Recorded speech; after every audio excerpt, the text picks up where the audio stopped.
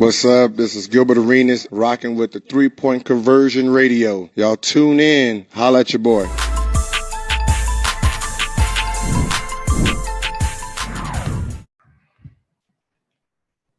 Mark, on your right. Hey, Chris, Mark from Virginia, USA Today. Monty was praising you and Devin and DeAndre for having a lot of talks about just what that dynamic will be from a chemistry standpoint. What did those discussions throughout the season entail? What do you think it's taken to get to this point? It's been a lot. It was some tough ones. DA couldn't have said it better. Sometimes, people take it as arguing or whatnot, but I think it was all constructive. Talking about pace, they've been on me about getting the ball up the floor faster, talking to DA about the angles of the screens. And you see, as the season goes on, how much that stuff is important about hitting the bottom, getting out, making yourself open. And I could show you play after play where it helped tonight. Chris in the back right. Chris Haynes, Yahoo Sports. Chris, can you talk about the first 5 or 6 minutes for you? It seemed like it took a little bit to kind of settle in, and you took off. When did it start to click? And what were you feeling in those initial minutes? I just missed my first couple shots. You know what I mean? I think that's the way that we play. Book got it going. I think Book had 12 in the first quarter. And that's just the way our team is. It's not just one guy that we depend on. Kale could get going. Jay might be hot. DA might have it going. And we just feed off of each other. And it's sort of just all game long, this guy, that guy. And we just try to find a way to win. Brian, over here on the left side. Hey, Chris. Obviously, we know you waited a long time, but the fans here waited a long time to see the Suns playing the finals again. Did you get to kind of just, notice how much they were taking in this whole scene and how much they were enjoying what you guys were doing out there today? Not really. Not really. Probably maybe initially when we run out for warm-ups, but I'm just so locked into the game. I ain't really paying attention to much, just trying to stay in the moment. It got crazy loud during one of those timeouts, but it's exciting. And, that's one win, and I think I'm just focused on the task at hand. Dwayne in the front. Yes, Dwayne Rankin, Arizona Republic. Chris, the pick and roll tonight with you and DeAndre and then Devin getting involved in the pick and roll. What were you guys seeing tonight that led it to just seemingly flowing and getting buckets seemingly every time you guys went to it?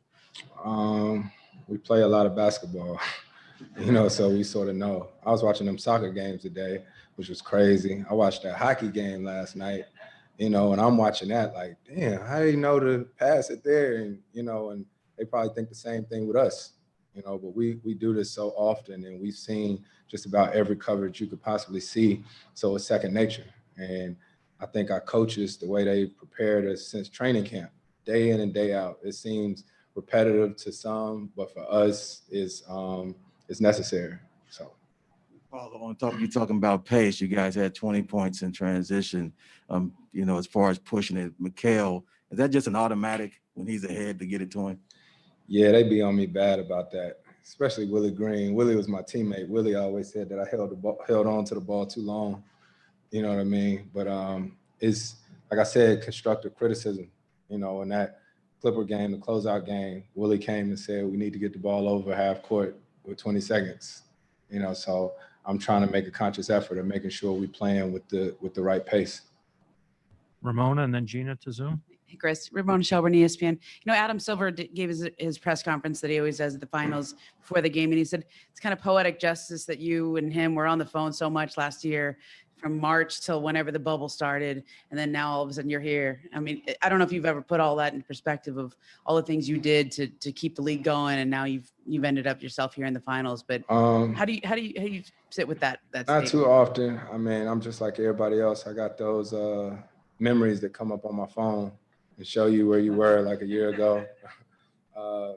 Dooley, Abdul Nader came up to me in the locker room before the game.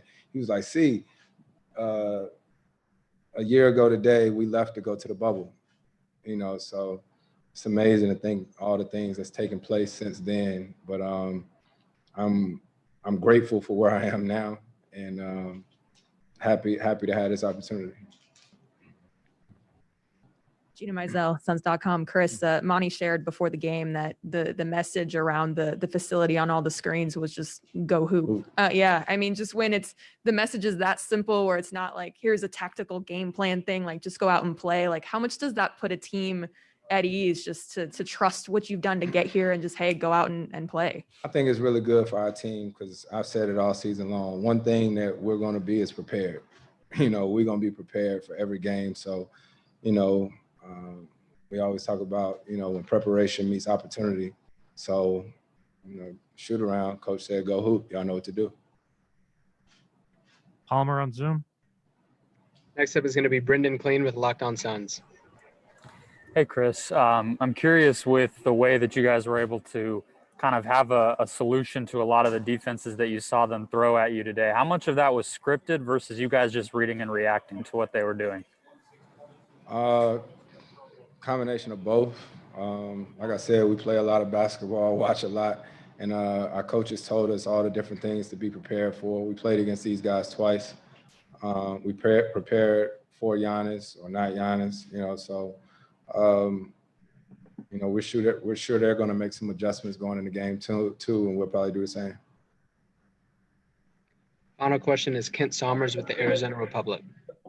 After your voice and many others in DA's ears throughout the year, what are you most proud of the way he's played this postseason? I was sitting in the back during DA's press conference just now, just hearing him talk, just seeing maturity in him, not only as a basketball player, but as a person.